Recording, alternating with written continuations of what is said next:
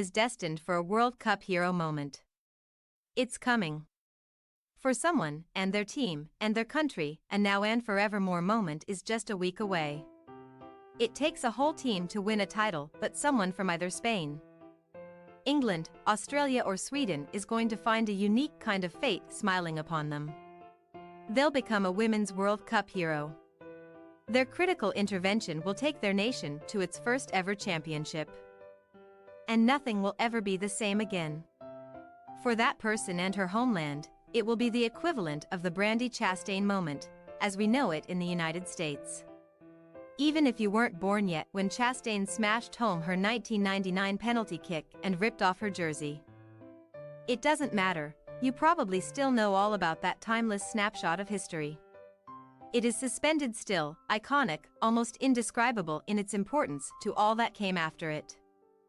To the growth of women's soccer, plus the societal status of the USWNT and the role it occupies in American sports. If you're German, it's the Nia Kunzer moment. In the 2003 final against Sweden, Kunzer produced a magnificent header in the 8th minute of extra time for what remains, probably forever, as the only men's or women's World Cup final decided by golden goal, with that experimental regulation abolished soon afterward. The celebrations in Germany were joyous then, and lingering in their impact. Fast forward to today, and Germany has a booming domestic league. A funding pipeline for the women's game that is the envy of most other countries, and is a place where women's soccer players get the kind of rightful recognition that is still, sadly, more of a struggle elsewhere. It is the only team, except for the USA, to have topped the FIFA women's rankings. If you're Japanese, it's the Hamarsawa or the Saki Kumagai moment.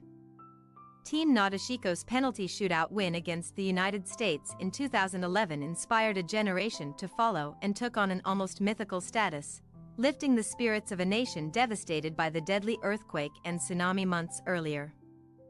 To this day, becoming a member of Japan's national team squad is a gilded privilege that millions of young girls dream of. Sawa, she of the stunningly brilliant flick to equalize in extra time, and Kumagai, cool-headed scorer of the decisive PK, are Japanese sporting icons until the end of time. If you're from Norway, it is the Hege Riise moment, dating all the way back in 1995. Riise scored a beautiful individual goal in a 2-0 win over Germany in the final that year, and as a result Norway became one of the first boom nations in women's soccer. The triumph led to a huge influx of new players at youth levels and national stardom for Riise and her colleagues, alongside Olympic champions from the winter sports disciplines who typically occupied such roles.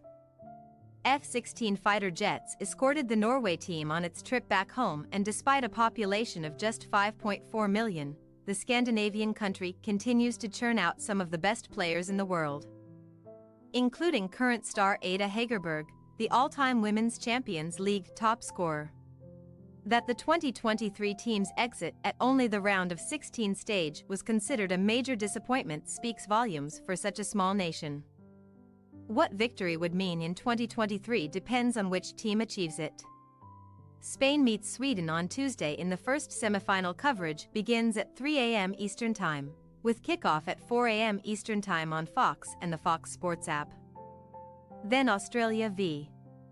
England on Wednesday. Coverage begins at 5 a.m. Eastern Time with kickoff at 6 a.m. Eastern Time on Fox and the Fox Sports app. The player who has the starring role becomes a never-to-be-forgotten figure. Heck, even Chastain's sports bra became one of the most famous pieces of sports memorabilia in modern American history. The wider impact? The specifics remain to be seen, but if the past is anything to go by, it will be monumental. If Australia is crowned champion, it would be one of the most significant sporting peaks for a nation that has a proud history of athletic excellence. Sam Kerr and her teammates spoke before the tournament of replicating a Kathy Freeman scenario, referencing how the 400-meter ace inspired a generation of girl athletes with her win at the 2000 Sydney Olympics. For Sweden, this would be rare air.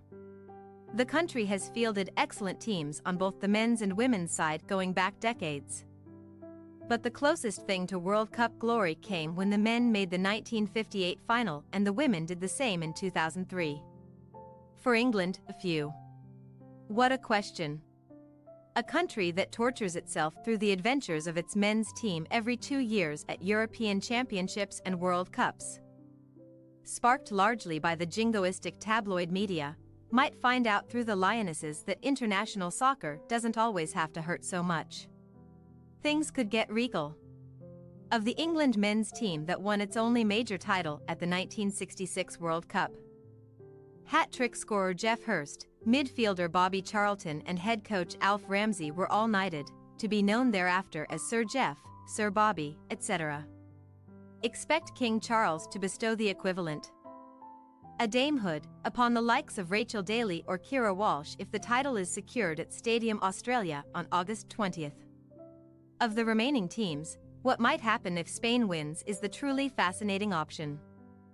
Remarkably, the soccer giant did not qualify for the Women's World Cup until 2015, but is now making a massive mark in the women's game. Barcelona is one of the best, biggest, most successful and highest-spending club teams in the world.